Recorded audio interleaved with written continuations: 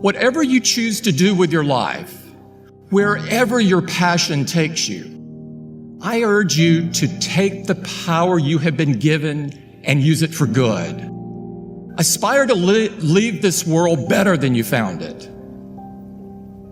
I didn't always see life as clearly as I do today, but I've learned the greatest challenge of life is knowing when to break with conventional wisdom. Don't just accept the world you inherit today. Don't just accept the status quo. No big challenge has ever been solved and no lasting improvement has ever been achieved unless people dare to try something different. Dare to think different. I was lucky to learn from someone who believed this deeply. Someone who knew that changing the world starts with following a vision, not a path. He was my friend and mentor, Steve Jobs. Steve's vision was that great ideas comes from a restless refusal to accept things as they are. And those principles still guide us at Apple today. We reject the notion that global warming is inevitable. That's why we run Apple on 100% renewable energy. We reject the excuse that getting the most out of technology means trading away your right to privacy.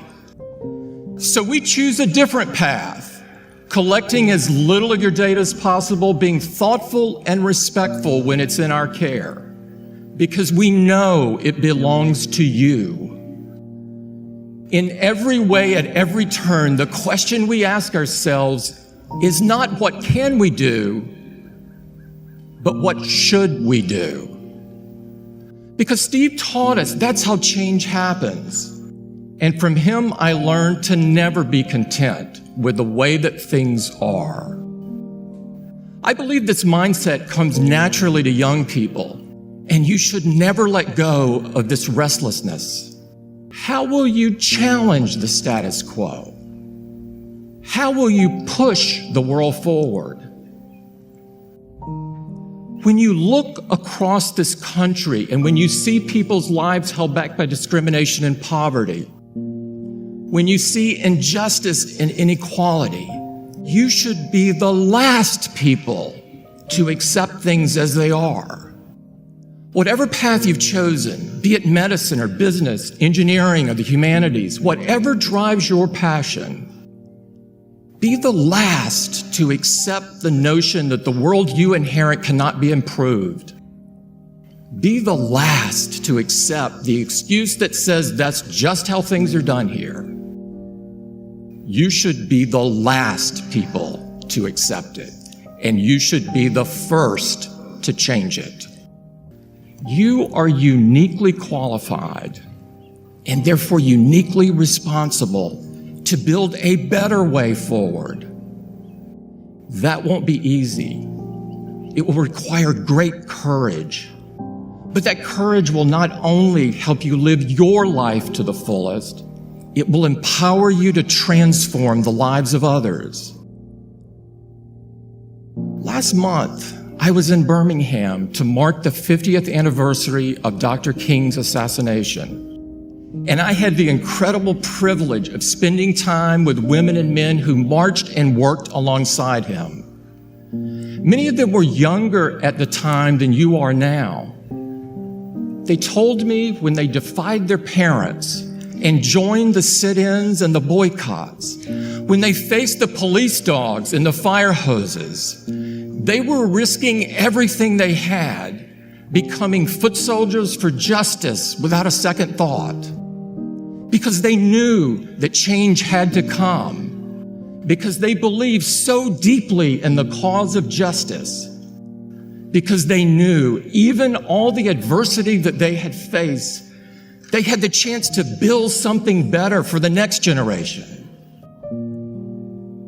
We can all learn from their example.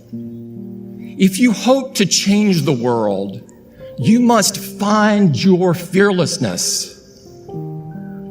Fearlessness means taking the first step even if you don't know where it will take you. It means being driven by a higher purpose rather than by applause. It means knowing that you reveal your character when you stand apart more than when you stand with the crowd. If you step up without fear of failure, if you talk and listen to each other without fear of rejection, if you act with decency and kindness even when no one is looking, even if it seems small or inconsequential, trust me, the rest will fall into place. More importantly, you'll be able to tackle the big things when they come your way. It's in those truly trying moments that the fearless inspire us.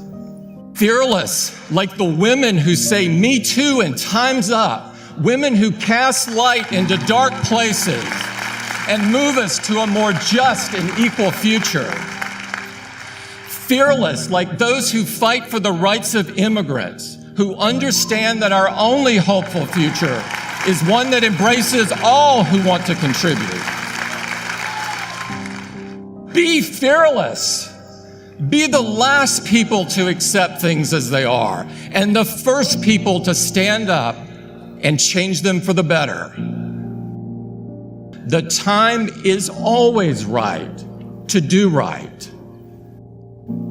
For you, that time is now. It will always be now. It's time to add your brick to the path of progress. It's time for all of us to move forward. And it's time for you to lead the way. Whatever you do with your life, be a builder. You don't have to start from scratch to build something monumental. And conversely, the best founders, the ones whose creations last and whose reputations grow rather than shrink with passing time, they spend most of their time building piece by piece. Builders are comfortable in the belief that their life's work will one day be bigger than them, bigger than any one person. They're mindful that its effects will span generations. That's not an accident. In a way, it's the whole point. Being a builder is about believing that you cannot possibly be the greatest cause on this earth because you aren't built to last.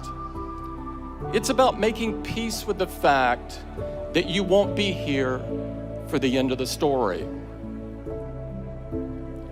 That brings me to my last bit of advice. 14 years ago, Steve stood on this stage and told your predecessors, your time is limited, so don't waste it living someone else's life. Here's my corollary. Your mentors may leave you prepared, but they can't leave you ready. When the dust settled, all I knew was that I was going to have to be the best version of myself that I could be. I knew that if you got out of bed every morning and set your watch by what other people expect or demand, it'd drive you crazy.